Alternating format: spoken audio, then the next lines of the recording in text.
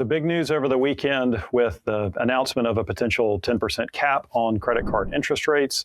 Caused a lot of reactions, caused some market reactions, which we'll cover, caused some political and news reactions and companies responding to it. So, what was the proposal? Essentially, capping interest rates at 10% on credit cards to lower costs for consumers.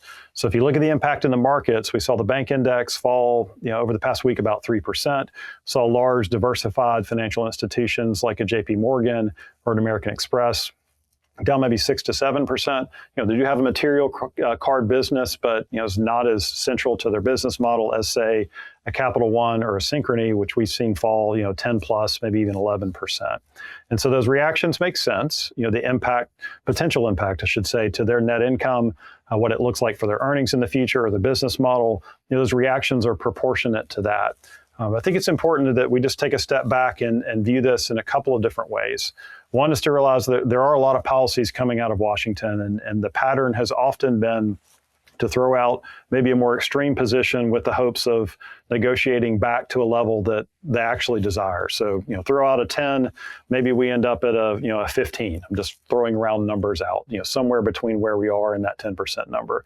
That's happened pretty frequently in other situations. So there's probably some hesitancy on all parties here. You're seeing strong reactions from these companies. You're seeing some in Washington that say that's a great idea. It'll help consumers have lower costs.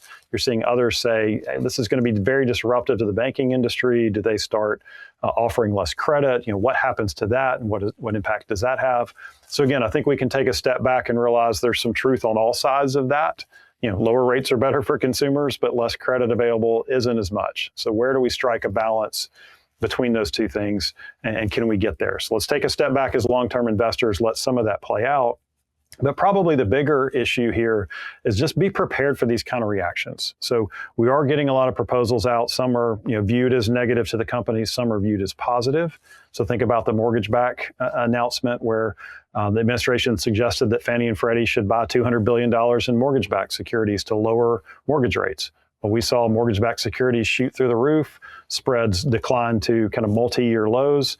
So that was a positive for investors and for markets and brought rates down. So we're going to see both, but we're at a point in the markets where valuations are on the higher end. So anything that disrupts or is a surprise has the potential to have a negative reaction like we've seen with these bank stocks. So just be prepared for that. And then let's ride through some of the noise till we figure out what the actual end policy will be. And then we can think about the impacts that they have. So once we see more on that, we'll come back to you. Thank you for your time today.